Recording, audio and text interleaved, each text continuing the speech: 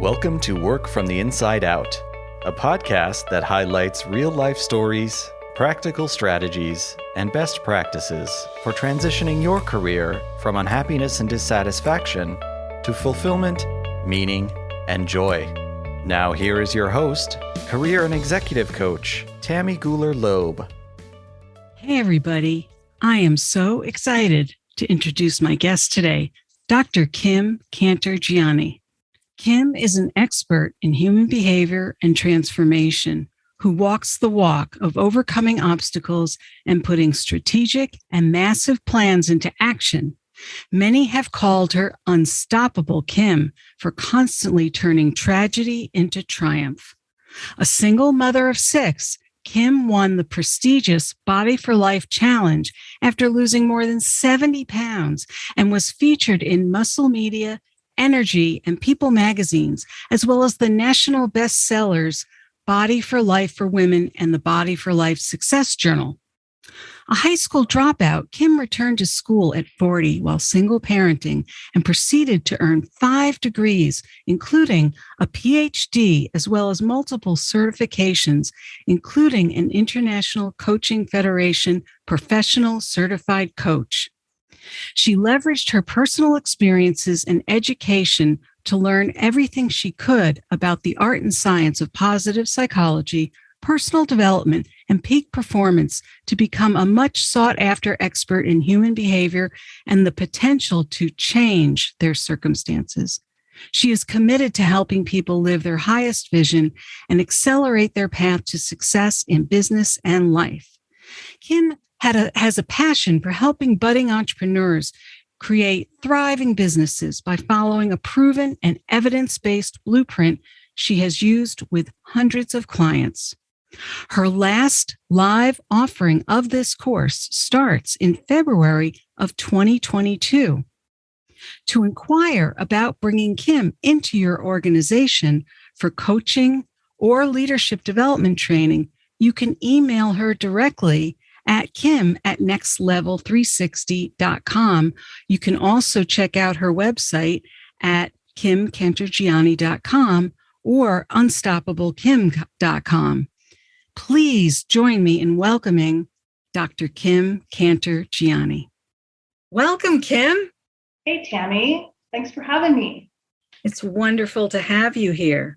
So, Kim, as you know, on Work from the Inside Out, we love to start at the beginning or some of your earlier years. So tell us about some of your beginnings and how they might have been formative in where you are today.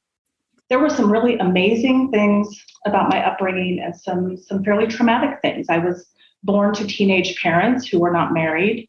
I was raised in a fairly poor situation. There was alcohol and drug abuse involved. And this really does shape a lot of how we think about things, how we think about what's possible for us and about what we believe. So as I remember from a very early age, there was this sense of sort of rooting for the underdog and being a little bit, feeling stuck, feeling a little rebellious, and always trying to figure out a way of how to kind of get out from under that.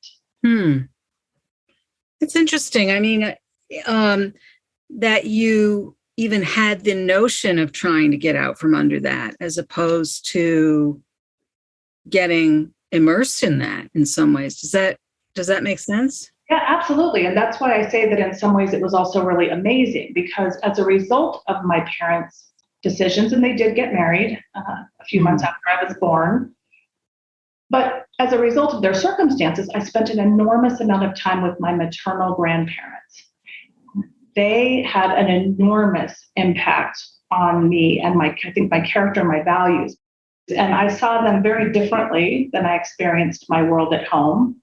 And I think this did have a lot to do with this sense of not just sort of getting out from under, but realizing that it wasn't money and stuff that was what contributed to people being happy. But my grandparents' house was very peaceful.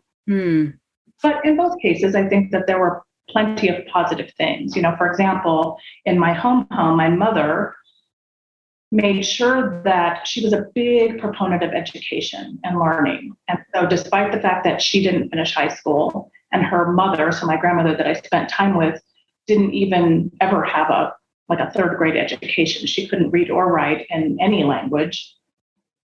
My mother made sure we had books. She took us to museums. She took us to the ballet. She took us to the library. She made sure that we were exposed to lots of positive educational experiences, volunteered at our school. And so from a really young age, I was super curious and an avid reader. And I found that books were a way that I could not only escape in some ways, as so many people do, but I was able to kind of anchor to stories about people who lived in different places and did things and definitely rose out of challenging circumstances and had transformative experiences in their life. Wow.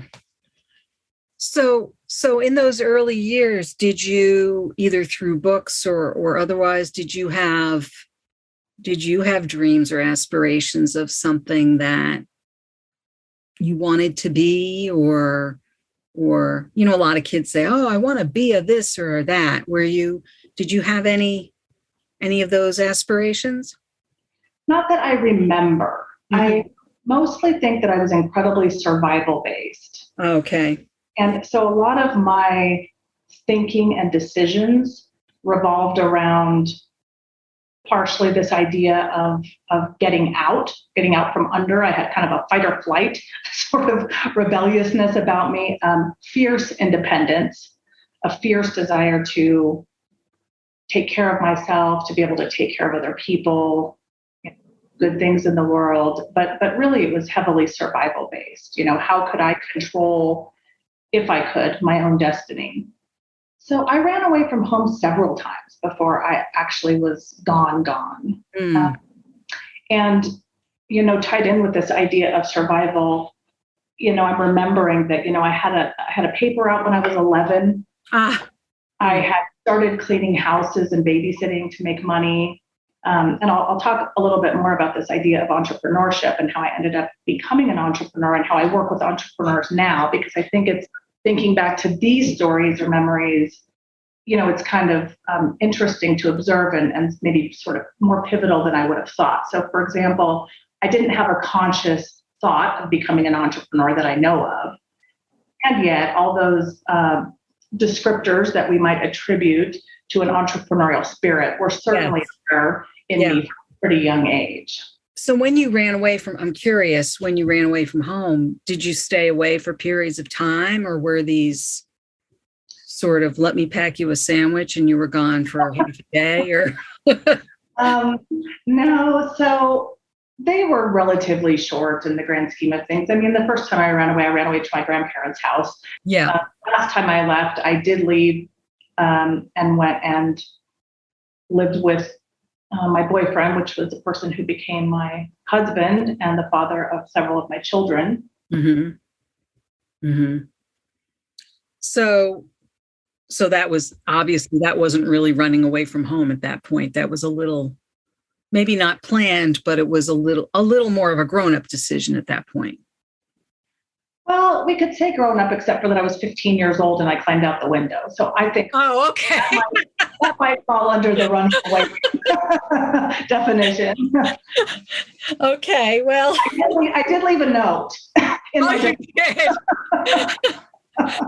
You left a note and then you climbed out the window. Okay. Exactly. All right. So you were 15 and you went and lived with your boyfriend at that point. Yep. Because I was a genius, as my father likes to say. What was that? You were what? Because I was a genius. You were a genius. As my father likes to say. Well, it was a very responsible thing you did by leaving a note, I must say. Somehow everyone else did not see it this way. Oh. We got married some months after that. And the following year, we had our first child. The following year, we had our second child. And as you might imagine, and as might be startling to people, our marriage did not last. Hard to believe, teenage marriage, but. And there was a period of time when you were together, raising the children together? Well, I wouldn't say we were raising the children together. I would say that he worked, and for a brief period of time, some months, I stayed home. But I had to work too. We obviously weren't, making a lot of money. So I initially worked in some fast food places, like so many people, and ended up getting a receptionist job at Supercuts, and sort of slowly worked my way out of the service industry and into office type work. And then, on top of it, I think being a curious person and being an intelligent person allowed me to access a lot of resources to continue to move my way up in places. By this time, you were, did you find a way to complete high school somewhere along the way, I assume? So I had actually, yes, before I left home, I had taken what was the equivalent to a GED in California at the time. Yes. And I scored out at a graduate level in all of my classes and was going to go to a community college, but of course that never happened. So you mean you scored out high school when you were 15 then? 14, actually. Oh. I left school in the middle of 10th grade. So then you were raising two children at this point. Am I right about that? Or were there, I know you've had a total of 6 children, but you had two at that point. You were still in your teenage years. Am I correct? Yes. And you were rising through whatever ranks you could in the jobs you were in. You were now more in an office environment. And single parenting, so finding a way to get childcare, I assume, and make a living. Yeah, it was terrible. It was entirely 100% terrible for both myself and my children. But, as one might imagine, there's only so many hours in a day, and you have to get up really early to get kids fed and ready, and get yourself fed and ready, and get them to daycare, on time. And same thing basically happens in the reverse in the evening. And then, you kind of collapse into the bed and have to sort of do the whole thing over the next day. And when there aren't other resources, so you don't have enough money, for example, or your car breaks down or there's not enough food, right? It's a scary and chaotic way to live. Yeah. I wouldn't really wish that on anyone, but we know that millions of people live in situations like that. It was just, again, not dissimilar to my description of early childhood and this idea of being survival based, and I do think so many people are living in this situation, may not be single parents, maybe different circumstances. There's so many difficulties, people have in the world, but this idea of having to just be really rooted in the present and trying to just, do the next right thing. And mostly feeling, sort of devastated and frustrated and fearful. It's the state of living in constant fear. And it's not just fear about survival, although that's primary. With children, for me, it was also the sense of that I was screwing up other people's lives, that people depended on me and that I couldn't possibly give them everything they needed psychologically, mentally, emotionally, spiritually, physically. Were there times where you tried to come up with other ideas or access other resources? I don't know. I don't know what would have been available. I'm just curious, given that you were resourceful. Something shifted along the way. Yes, but it was many years later. So, when I think back to the first 2 kids and single parenting at that time, and remember, I was only 18 years old. So I don't know, again, just even from a sort of a developmental capacity standpoint, if I could have been capable, no matter how much, intelligence a person has, there's just very limited life experience. Right. So I don't know that I could have access to those kinds of resources. I remember at one point trying to go to community college, and my employer actually was super supportive of the fact that I was a single parent, and offered me, ways to come in and work, make up hours on the weekends that my kids were with their father in exchange, for the time that I would go to school. But it was just way more than I could bear. I couldn't keep up with the homework. I couldn't, get from point A to point B in a reasonable amount of time. So it was, it was many years later that I remember now that someone had given me a Tony Robbins cassette tape, back when we had cassette tapes in our cars. Right. The good old days. And I remember that was my first introduction to the idea of, any kind of a concept that there was anything that you could do about your life. And I don't know that I really believed it, but I was pretty motivated by it. And I kind of continued along that trajectory. Then my curiosities and reading sort of shifted over into, what I would loosely call the self-help genre, trying to get creative about what I could do to change my circumstances and improve. Well, I think the other thing contextually, if I'm getting this right, and you can by all means correct me if I'm wrong, but your entire earlier life was as you've described it in survival mode.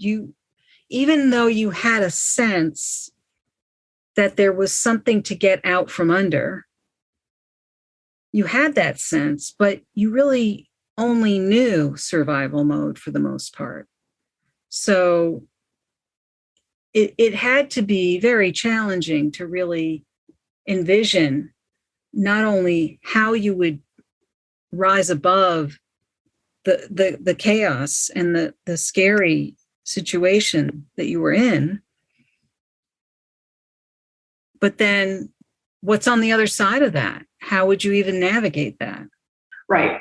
And the other thing that, as I'm listening to you, that kind of strikes me about that is that it's also this strange kind of, I don't want to call it an incongruency or paradox, but it's the sense of, on one hand, who was I to think that I could or should have had anything, quote unquote, better? I was raised by and surrounded by people who didn't have educations, didn't have money, didn't have, so on one hand, I think there's this probably innate human drive towards growth, right, towards betterment that we all have to some degree.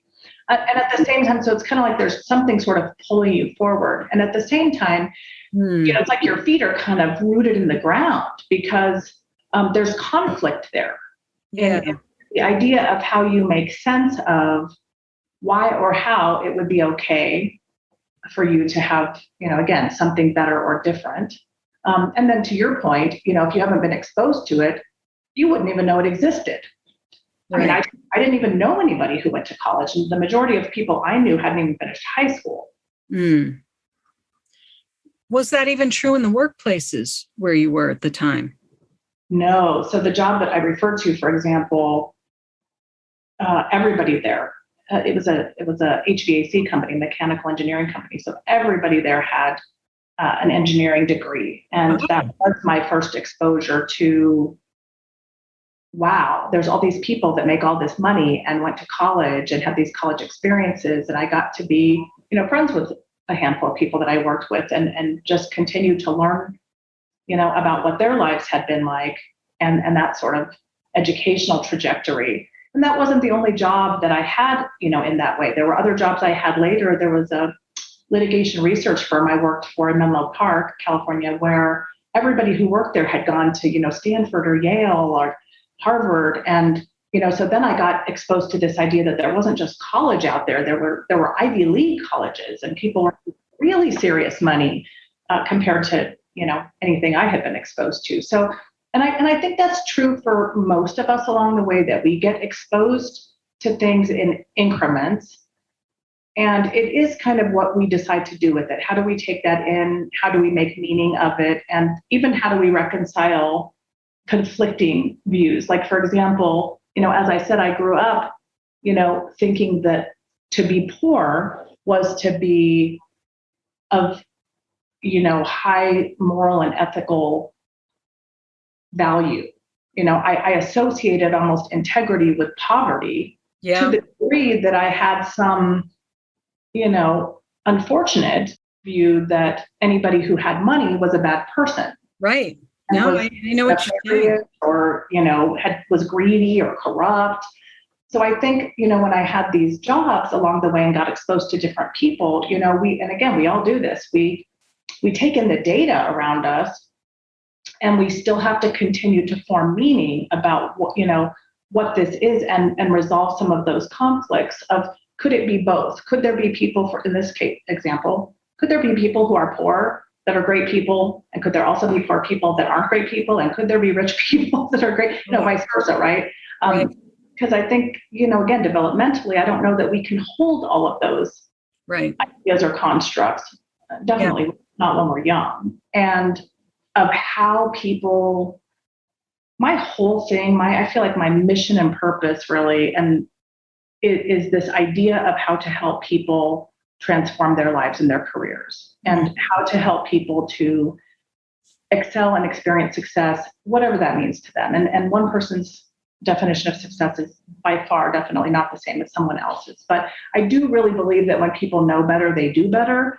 And I believe that people do the best they can with what they have and know. So I think when people are given an opportunity to be exposed to some things, as I was, and learn some things along the way and have some support, and then start to be able to take actions, different actions, I do believe that for the most part, people can really have complete transformations of their lives, their bodies. You mentioned something earlier about me being in People magazine. That's a different goal and experience I had, but it still, all of it sort of integrates together and supports this notion that people can set and achieve goals and rise up out of, I think, almost any insurmountable circumstances.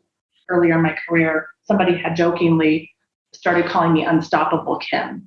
And that's actually become sort of this go-to sort of, it's a joke, but I own the domain. So it's one of my websites. Oh, cool. But it's not about me. And I really want to emphasize that, which is why I don't love always to use that sort of, nickname, but because we're all unstoppable. And so, yes, it's true. I was a single mom of 6 kids for 18 years. I went to college for the I was a high school dropout. I, again, grew up in poverty and definitely abuse. And I went to college for the first time at age 40. And, somewhere along the way, I had become really obese. And then I won this international fitness contest. So I think this idea of being unstoppable is really about, no matter how often you fall, that there's always this getting back up piece, and about like, what's the next thing, right? And it doesn't have to be something monumental. Like in my case, I did end up getting 5 degrees. I do have a Ph.D. I just finished in May of this year. And it was one of the hardest things I've ever done in my life, besides raising the boatload of children by myself. Yeah, they're kind of a boatload. And yet, incredibly gratifying, personally, just provocative. Definitely it's been, supports this continued idea of transformation. But my original point is just this idea that I do believe that humans, were unstoppable. We are fierce about the things that we want and need. And I know that we can get really bowled over by life. We can get bowled over by health, medical situations, poverty, depression, anxiety.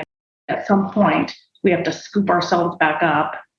And, so many, famous people, Brene Brown, Ray Dalio, I mean, people talk about, just don't stop, right? Be willing to try, be willing to fail, be willing to set audacious goals, be willing to get back up.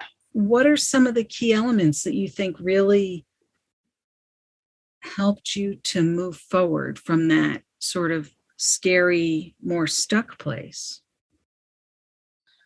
So a couple of things. So first, I would say that I don't know that that's not still where I live.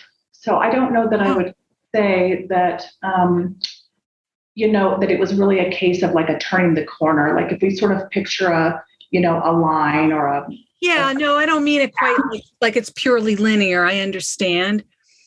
No, but I think of it more like there's constant turns, right? There's constant turns. It's been, I continued to live in poverty for decades, raising, kids by myself and just doing the best that I could, again, with what I had and being resourceful. You mentioned, I guess it could have been, but, at some point when I had considered or even thought about the idea of suicide, there was the sense of, oh, I can't do that because who's going to take care of these people?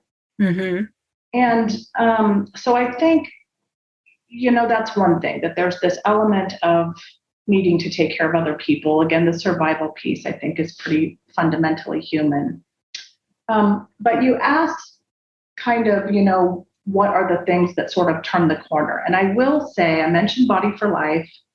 Body for Life was the first thing that I started and finished that was, I don't know if I'd say it was entirely only for me, but I had been at the time, I was 191 pounds. I was a size 22W. I happened upon the Body for Life book, and it was a New York Times bestseller. A lot of people have heard of it. And I think that was in the year 2000. And long story short, I ended up, entering the contest, and it's a 12-week. Bill Phillips, who was the author of the book, calls it a physical, mental, I think it's spiritual challenge. So it was the idea that, you set goals. It wasn't just about the losing weight. It involved goal setting and a bunch of, positive things. So this was my first actual application. I know I mentioned that I had this Tony Robbins cassette tape many years earlier. Yeah. But Body for Life was the first time I actually applied the principles of, and we could go on and on with terminology for it, but the idea of goal setting, the idea of small incremental actions, the idea of consistency, and again, putting into practice and getting back up when you fall down or when you miss something. And that was huge for me because I not only won, I won a title, I won a bunch of prizes came with it. I won $25,000. I was featured in a handful of magazines, including People. And I had, again, lost weight. I had become a size 02. I was lean and toned and had tons of energy. And really, I would say that the internal transformation, I think this speaks a little bit to like the title and goal of your podcast, the idea of working from the inside out. So yes, I had this great physical transformation that could be, observed from anybody looking at me, but that didn't compare to what had changed inside, because I had learned that I did have control over some things in my life. And I learned that there were things that I could do to change my circumstances. Not, a magic wand, but there were things that I could do in small, consistent actions that I could take that could result in me feeling entirely differently than I did. And that just led to continued next goals. So from there, it was, I started my own business. And, entrepreneurship, yes, I opened a private fitness studio, which was probably not surprising and a natural outcome of that contest because I got an enormous amount of publicity for it. Right. That really fueled business. But, I also found that entrepreneurship allowed me to be a mom as a single woman. It allowed me to have more time with my children and more money than I could have had if they had been in daycare and I had to go to a traditional corporate job. And, some years after that, I went to community college for the first time. And as I said, I think I was 40. Off and on over the years, I went back to school until I got my Ph.D. So the one thing that really strikes me, well, there's a lot of things you've said that really strike me, but the one thing that really seems particularly pivotal here is you had that internal transformation, that you really realized that you had more control over some things within yourself than you realized. Absolutely. Yes. And that seemed to be something that you didn't quite have before that point. No, not at all. And in fact, again, even if I had heard that, one of my books I wrote, I think I say in there, if someone had said to me that I could have or be or do anything, and someone probably did. Yeah. But I couldn't have heard it. My head could not have gotten around that concept. Yeah. And I think this is one of the reasons I'm a huge proponent. This was one of the findings of my dissertation was about the role of action, so behavior, as opposed to thinking and feeling. And what I mean by that is that this, we can work on our thinking and feeling. We can go to, and I'm not knocking therapy, for example. We can talk about things all day, though, all year for 10 years, right? And not necessarily advance or change anything. We don't necessarily have a turnaround or a reframe or a mindset shift, right? My experience has been that it really is through behavior. It's really through action, however small, and it's very often got to do with consistency. So yes, to the point that you kind of just illustrated, even if I had known about it, again, I could have listened to Tony Robbins all day long until I actually did something about it and put it into some practice in my life. Yeah. I couldn't have really understood it. And more importantly to me, that's where the power is.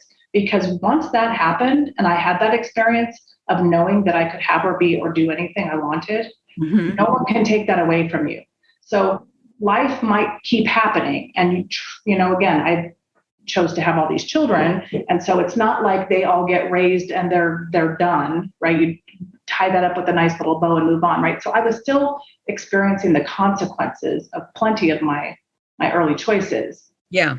So it wasn't like life just instantly got better, right? Right. That inner knowing that I did have control over plenty of things in life and to really focus on those, right? And I think it's also a good contrast to the idea of what we can't control, because there's an enormous amount of life that we have to surrender to, that we have to accept, that we have to be willing to let go of the things that we don't have any control over. But again, there is a lot we can do from where we are with what we have. We can calibrate some of those decisions and hopefully not keep making some of the same mistakes over and over, right? So that was a big turning point. You opened up your own business at that time and also went to school at some point. And you said like you went to school, kind of did a back and forth thing with going to school. So where'd you go from there? That was about almost, let's say, 21, 22 years ago. So I had the private fitness studio and I was earning enough money at that point that I was able to buy a home. And I bought a home that had a detached garage behind it. And I had that converted into a private fitness studio. And in that way, I could, again, parent. And, so I could get up and go have a client at 5:00 in the morning and, do a couple of clients back to back and then come and get my kids breakfast and get them ready for school, et cetera, and so on. And I lived there for a few years before I went to school. And I will also say that part of what also inspired me to go back to school were my clients. So as is probably not super surprising, people who can afford personal trainers that are private have usually some money and some education. Right. So I was exposed to a lot of people who were and had amazing relationships with a lot of people who were all very supportive of my going back to school. So a lot of people that had great things to say, that were motivating, that I could have good conversations with about it. I was able to, again, this idea of exposure of other ways of life, right? I was able to go to their homes and see, oh my gosh, there are people who have this beautiful furniture or these beautiful cars, or, they're able to send their kids to an Ivy League, college, et cetera. So that was some of it. And then as I started going to school, in addition to the fact that I was, I love learning. I I was very goal oriented, which I think that did come a little bit out of Body for Life, because Body for Life is a 12-week program. So you learn to not only set goals that are realistic, but to support the idea of goals with specific, if there's a strategy and there's like a tactical action plan. And so once I had that experience, I was able to start applying that to other things. So when I could apply it to my business, so from like a marketing sales perspective, from a financial management, get out of debt perspective, this is what I mean by this idea of being resourceful, right? To take these experiences that I had in learning and apply them to other aspects of my life. So I did that also with college. And as you you get the degree plan, and the degree plan's all mapped out for you. Here's what you're going to do for these, 8 or 16, semesters or whatever. So I just, I originally had wanted to go to medical school really badly. I thought for sure that was my passion and my purpose. I really was fascinated with the body after, my weight loss experience and working with other people and losing. And a lot of my clients were people who had really specific and challenging health circumstances. So I worked with people with all kinds of differences, disabilities, et cetera, and became fascinated with the body. And so my first degree is in biology. My second degree is in biochemistry. And I relocated with the intention of pursuing medical school, and did a post-bac program in medical sciences. And then just found that was not a good fit for me at all. I started realizing this thing about behavior kept coming up. It really wasn't about the body separate from the human. It was about the human that I was interested in. Why do people think the way they do? Why do they do what they do? Why do they not do what they do? Why do they say they want this one thing and do this other thing? I'm sure there was as much trying to make sense of myself and my own life and decisions as there were other people.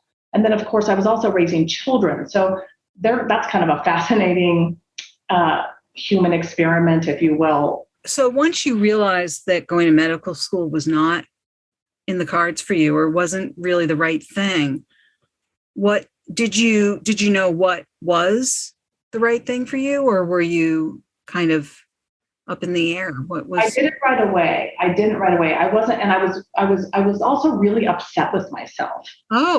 Which has been a common pattern in my life. And again, I think plenty of us feel this way, but that sense of that I had screwed up again, right? That I'd made a poor decision. Like, here I've gotten these degrees with this intention of going to medical school. And now here I am realizing that medical school wasn't a good fit for me. And what in the world do you do with a biochemistry degree? Because it's generally a precursor to some type of a, professional degree. So at first I wasn't sure. And so I just got a job working at a lab so that obviously I could earn income, but I wasn't prepared to make any more decisions of seriousness at that point. But during that time, that was when I first learned about coaching as a profession, and ended up getting a master's degree in organizational behavior and executive coaching, which was an incredibly good fit for me, because it really pulled in and integrated all of those pieces of everything from having hardship to being exposed to self-help things, to the Body for Life experience, to the going back to school, to the personal training. It really brought, the physical, the mental, the emotional, the spiritual all together in for me, a really unique way. And I think a really unique way of being able to help other people, again, transform their lives. It's really about transformation. Yeah. That really landed for you. Mm-hmm. Yeah, in a profound way. I mean, when I found out that was a career, I just about fell off the chair. It was like, wait a minute. People are going to pay me and I get to have this like ringside seat to people having these profound aha moments and making changes in their life. And it has just been, honestly, it doesn't feel like work. You're at this point in your life, you're getting a master's degree, you're raising I'm assuming at this point, you're raising 6 kids by yourself? When I was getting my first master's degree, I had 3 children left at home. Okay. So some of the kids were grown and on their own. Correct. So you still had 3 at home, which still sounds like a lot to me.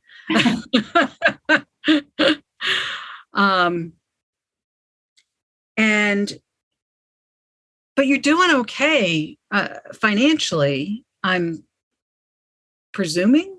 I don't know. When I got my first master's degree, let's see.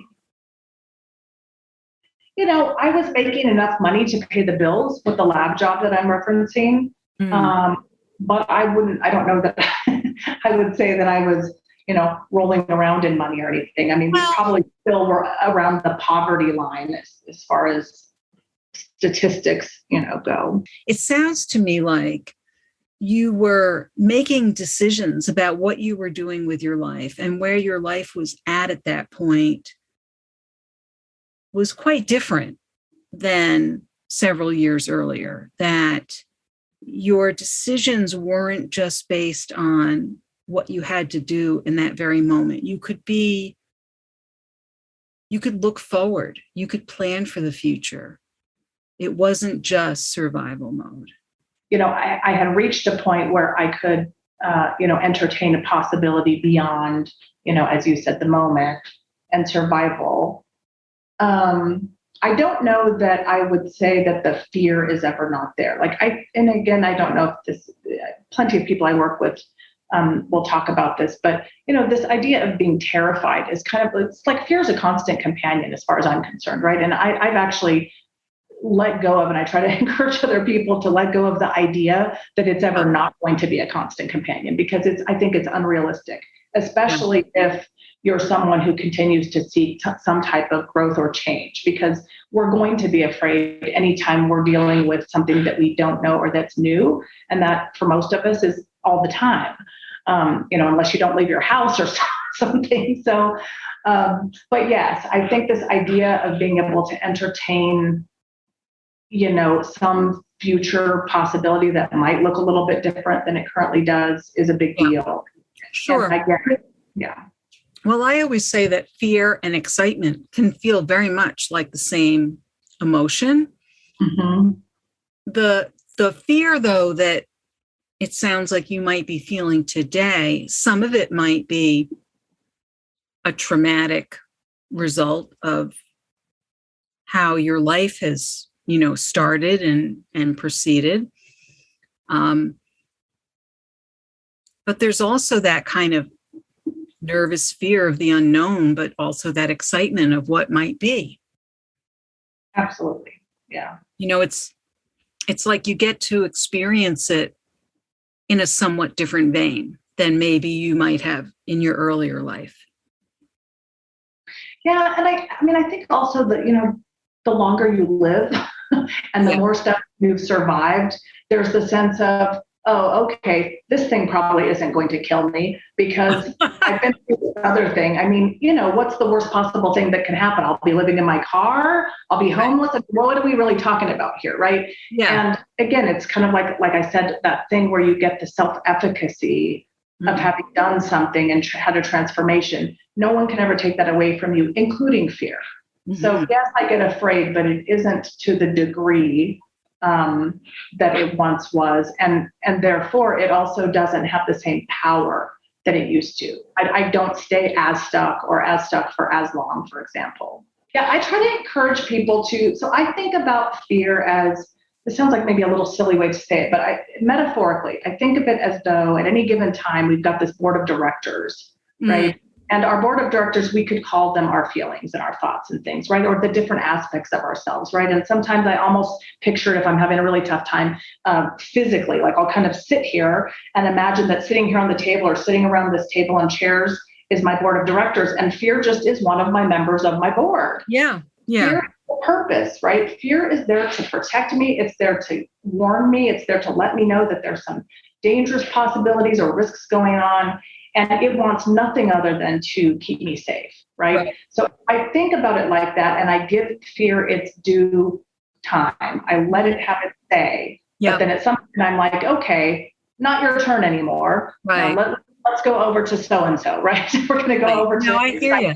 Then I think there's a way to kind of, and then fear doesn't feel also as strong, because I think fear it just diminishes it a little bit, because then it gets to be there and be accepted and, again, integrated as part of a decision-making scheme, without being, the only voice in the room, or right. Not taken into account, at all. It's serving a purpose. It's not just getting in the way of everything. It's actually part of the process. Right. Yeah. One of the chapters in my upcoming book is called Fear, Friend or Foe. Oh, I like that. Yeah. And I think I like the way you're framing that. So tell us about what you've been doing in the last few years. We know you've gotten your doctorate, you've gotten more than one master's degree. But we know that you haven't just been in school the whole time. You've been working and raising all these amazing kids at the same time. You've done it all. Who said you can't do it all? Kim has. She's done it all. So tell us more about your work in the last few years and what we can be looking forward to in the next couple of years. What really has been my primary focus has been entrepreneurship. So I work with, the majority of the time, people who want to start a business. So, a startup, which can be any, solo practitioner is very often my client, or someone whose business is not doing what they would like it to be doing. That's usually they're thinking about it in terms of numbers. So it's either not making enough money, they don't have as much time as they'd like.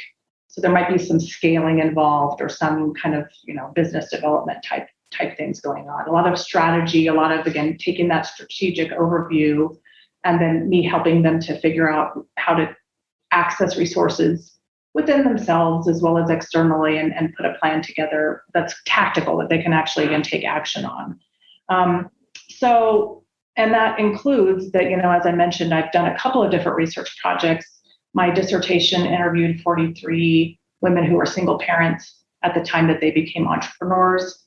That's being turned into a book. So that's something that will be forthcoming. And I think that's particularly provocative, because my thing was not just my interest. Of course, I have an affinity for single moms because I was one, and I know how hard it is. And I was, curious to know how other women experience that. Okay, if these people could do it without resources or education or whatever it was, what does that really say for the rest of us, right? Or for, again, so we've got so much, again, as I said earlier, the wicked problems of the world, oppression, poverty, homelessness, all of these things, so what does that say for other people? And did it provide sort of a pathway? Did it provide some kind of a model that people might be able to follow who are struggling to get themselves up? Again, can they pull themselves up by the bootstraps? Do they need to access, support and resources? And if so, where would they get those? Mm-hmm. So that was a big deal. And then postdoc, I did a research project. I did a 6-month coaching program with 10 women entrepreneurs. They weren't all single. They weren't all even parents. But I applied some of the coaching and consulting things that came out of both the dissertation and from my personal and professional experience to sort of see what a hybrid model of coaching and consulting might look like. Since you probably are aware, but your listeners might not be, that coaching and consulting are positioned as though they're antithetical to one another from a theoretical standpoint. In consulting, we are often the expert and giving people advice. And in coaching, we definitely are not the expert or giving advice. If you're credentialed, that's an absolute no-no. So I explored that. So this is continuing. There's some research articles I'm writing right now with a faculty colleague, and that will possibly be turned into a book as well. I'm not sure if there will be as much need for that, depending on what content I can include in the first book. But So entrepreneurship, yeah, it's really my thing. And female entrepreneurship specifically, I've got a coaching program starting up in February. That will be the last time that this group coaching program is offered live. It's going to be moved over into a virtual course. So I'm looking forward to doing this.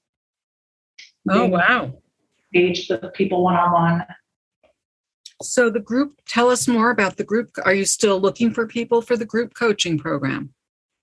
Yeah, there are still spots available. So it's a 16-week, and again, it's coming out of both the dissertation and this postdoc program. So it's a hybrid model of coaching and consulting.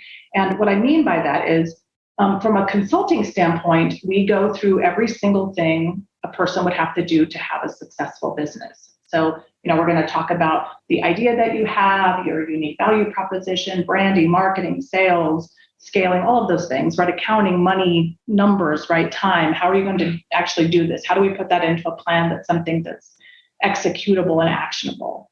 And then on the coaching side of it, we're going to deal with a lot of those internal things, right? Imposter syndrome, fear, how to manage yourself, how to manage your energy, how to manage other people, communication. I mean, a lot of these things we might call soft skills, emotional intelligence, developmental, again, mindset shifts, perspective, and so forth. So the program will be 16 weeks and will include all of those things as well as,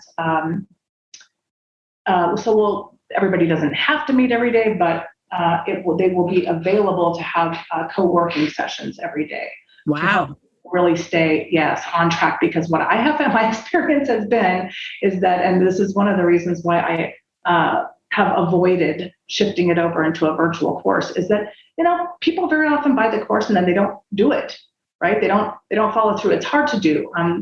So with the accountability and the support and motivation and the energy of the collective, I tend to find that people really advance on their dream and their vision, right? And there's something about that hand-holding piece too, right? That I'm there, or whether it's other peers in the room, of being able to ask, hey, what would you do about this? Or what do you think about this logo or this color scheme? Or do you think I need this? Would this be a better marketing, plan than this, et cetera? So I find that combination of synergy and accountability often helps people to really advance their business goals in a much faster period of time. Wow. That sounds exciting. Well, hopefully maybe some of our listeners might express interest in that. We will have the links in the show notes. I appreciate that. Thank you. That. Absolutely. And your book, when are you anticipating that will be out?